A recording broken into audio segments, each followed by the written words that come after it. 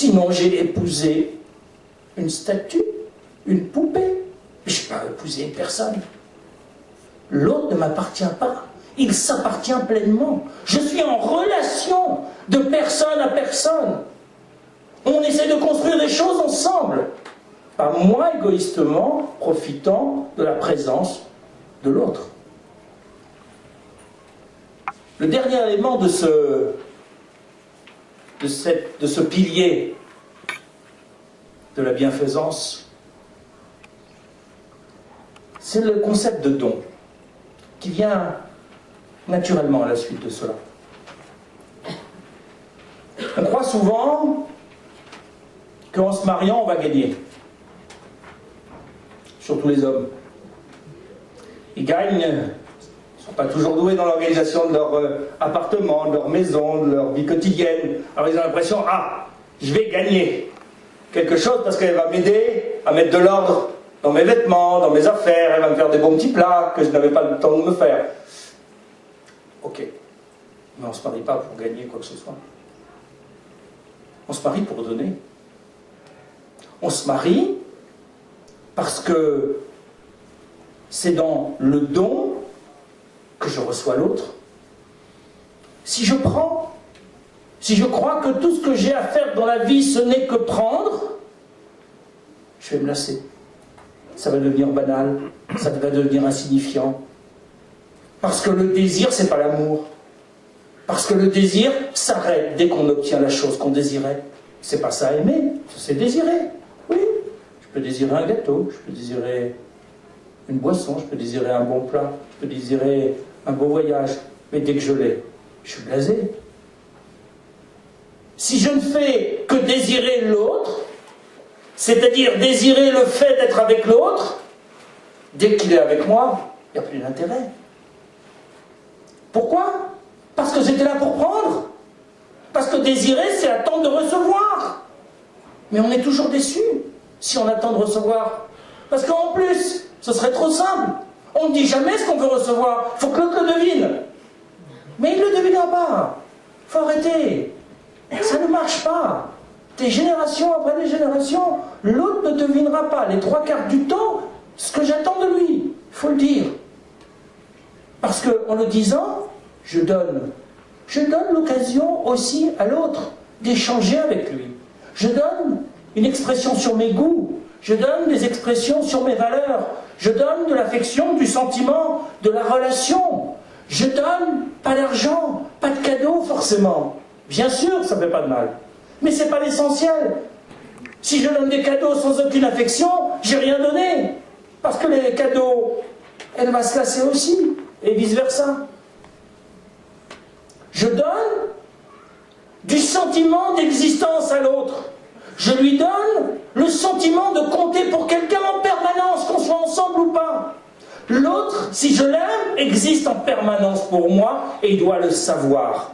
On est loin, on est au travail toute la journée, mais c'est pas parce que je suis au travail que je n'existe pas pour l'autre. Et si l'autre a le sentiment, alors il a une force, un rayonnement extraordinaire qu'il ne peut avoir que grâce à moi. Lorsqu'on est jeune, on existe pour nos parents. Mais progressivement, à l'adolescence, on commence par exister par nos amis. Mais après, c'est pas suffisant. Parce que l'ami, on n'existe pas en permanence pour lui, sauf des amitiés exceptionnelles. On a besoin de quelqu'un qui a un sentiment fort pour nous, avec qui j'ai des choses à partager, avec qui j'ai des choses à donner. Et il ne s'agit pas de se sacrifier pour l'autre.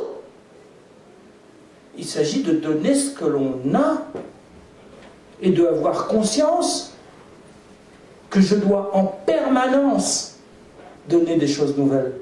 Parce que si je donne toujours la même chose, alors je vais laisser croire que je suis un être monolithique, qui n'a pas de richesse, qui n'a pas de complexité, je suis un être simple, qui ne donne qu'une chose, de manière répétitive, mais sans intérêt au bout du compte.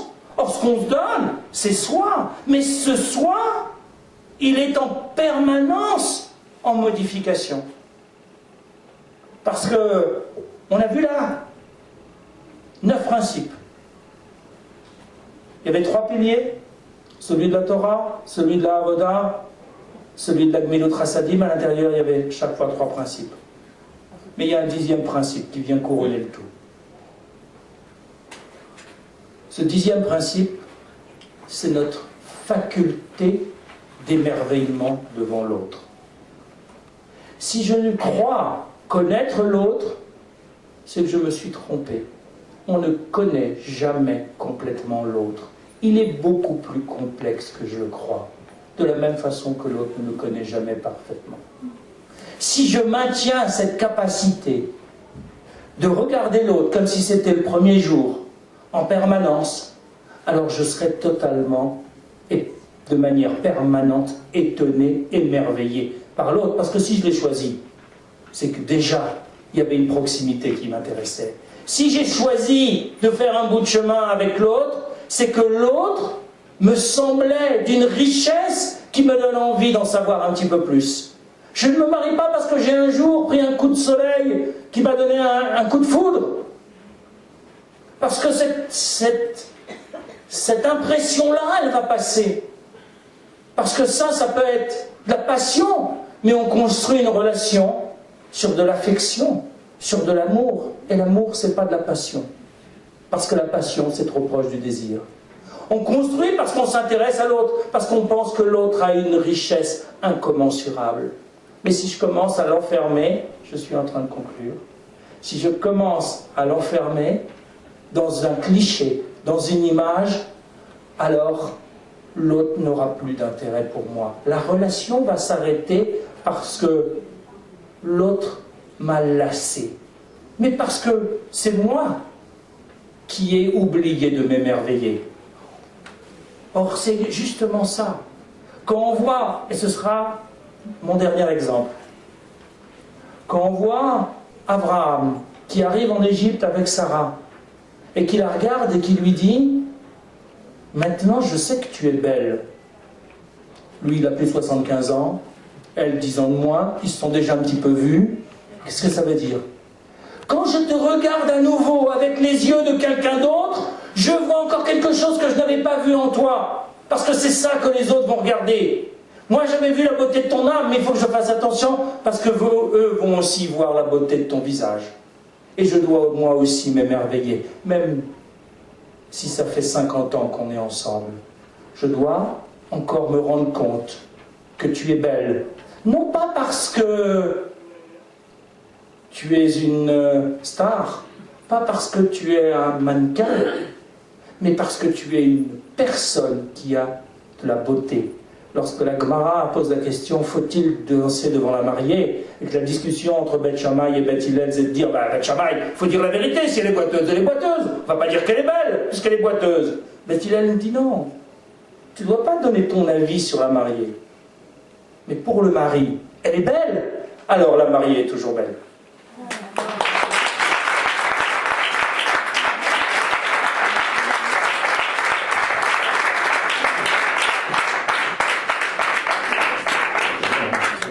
Au nom du comité de Kesher, j'aimerais vous remercier infiniment pour cette très intéressante conférence et vous remettre ceci en souvenir.